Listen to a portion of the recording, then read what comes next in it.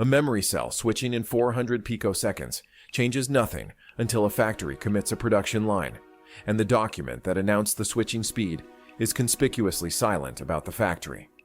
That document is a research paper reporting a graphene-channel flash memory cell, and it deserves to be read the way research papers seldom are. The paper's silences are not evasions. They are the record, and the record has a shape. The paper establishes two figures at the outset. The first is a switching speed of approximately 400 picoseconds for a flash memory cell built on a graphene channel. Conventional NAND flash in a consumer storage drive operates in the range of tens of microseconds for a program operation.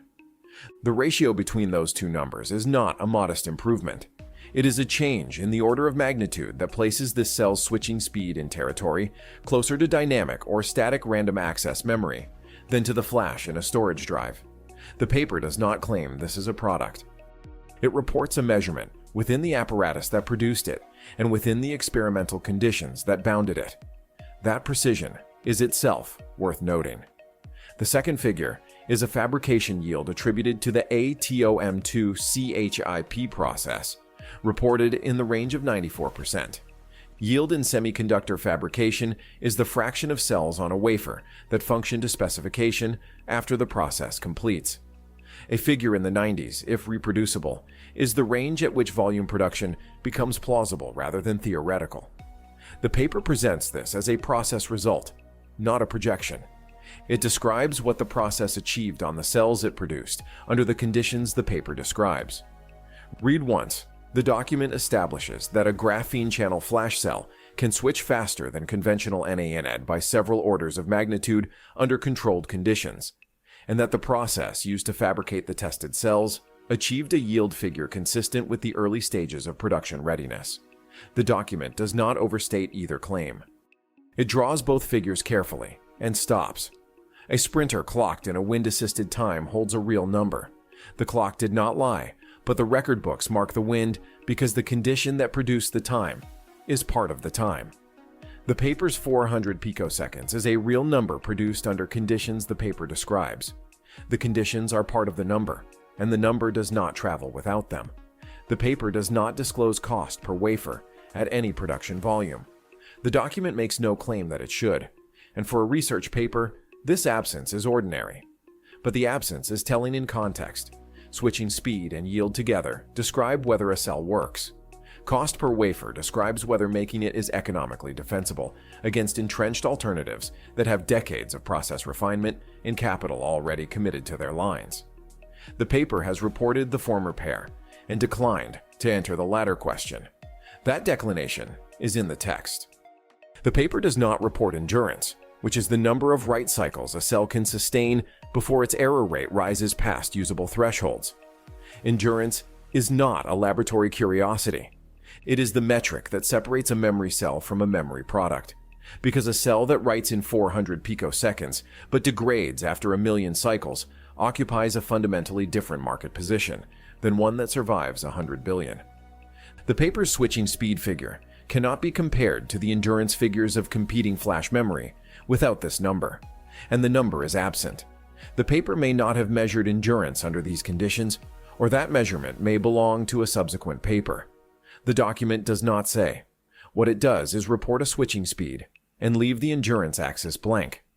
The reader who takes the switching speed as a complete picture of the cell's readiness has read past the boundary the document drew.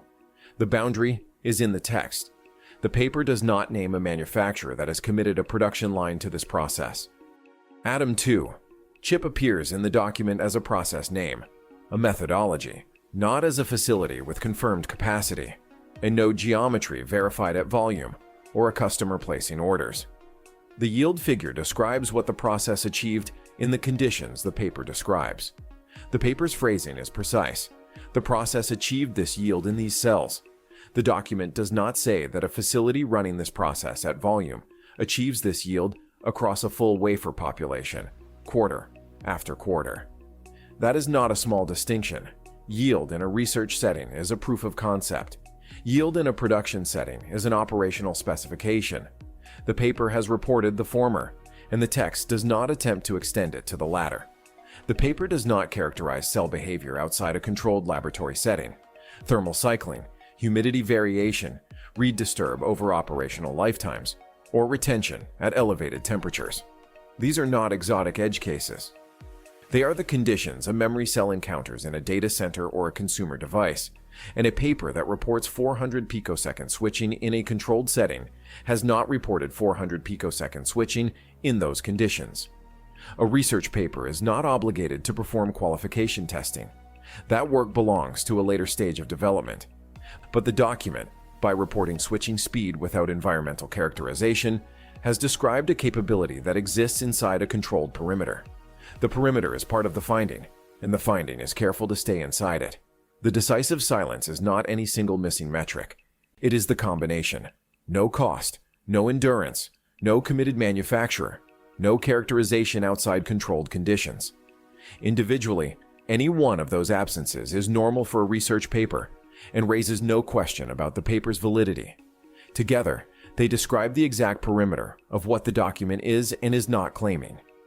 The paper has reported a laboratory result and drawn a careful boundary around it. Everything beyond that boundary, the path from a tested cell to a shipping product, the document has chosen not to enter. The record may also be incomplete in the ordinary sense. Papers are published at a point in time, and the research they describe continues.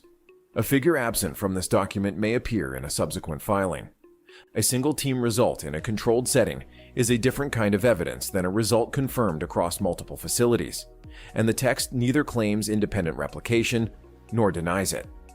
The document's silence on any of these points does not decode to intent. An absent endurance figure may reflect that endurance testing is ongoing, or that the authors considered it outside the scope of the switching speed result.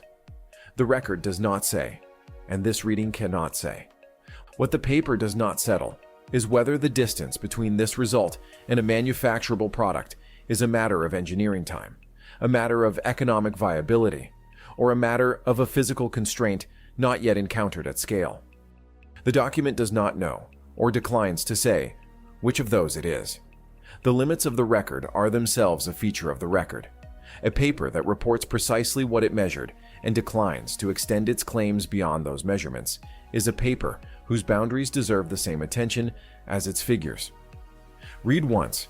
This paper establishes that a graphene-channel flash cell can switch at a speed that changes the frame of reference for what flash memory is. Read twice.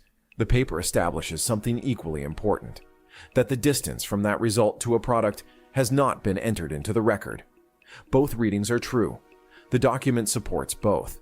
A laboratory result and a manufacturable product are different claims, and this paper has made only the first one, carefully, precisely, and within a perimeter it drew itself. The restriction the paper places on its own claims is the most important sentence in the document, and it appears in every line the paper chose not to write. What the record has not yet been asked to prove is the question the next document will have to answer. When a manufacturer files a process qualification report for a graphene-channel memory cell, when a document exists that names a facility, a node, a committed wafer volume, and an endurance specification, that will be the text to read closely. Until then, the paper we have is a record of what was measured, and the record is honest about where it stops. If you want to read the next document when it arrives, and read it the way it deserves to be read, subscribe, because that is what this channel does.